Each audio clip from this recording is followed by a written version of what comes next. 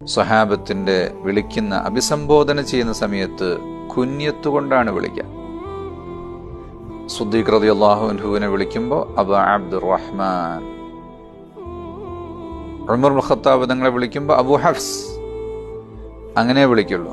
തങ്ങളെ തിരിച്ചവരും അബുൽ ഖാസിം എന്നാണ് വിളിക്കുക. അതൊരു സ്നേഹത്തിന്റെ അടയാളമാണ്, വലിയ ഒരു ആദരവിന്റെ രീതിയാണ്. പേര് നേർക്കുനേരെ പേര് വിളിക്കുക.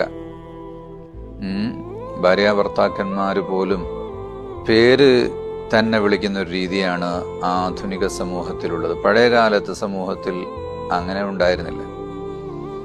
എന്തെങ്കിലും സ്ത്രീകളെ ആണെങ്കിൽ എന്തെങ്കിലും ഒരു പ്രയോഗത്തിൽ ആണ് വിളിച്ചിരുന്നത് നമ്മുടെ നാടുകളിലൊക്കെ. അപ്പോ അതിന് ബെസ്റ്റ് രീതി അതാണ്. ഉമ്മു ഫുലാൻ, അബൂ ഫുലാൻ. തങ്ങളുടെ സ്വഹാബത്ത് എന്ന് പറഞ്ഞാൽ സ്റ്റുഡന്റ്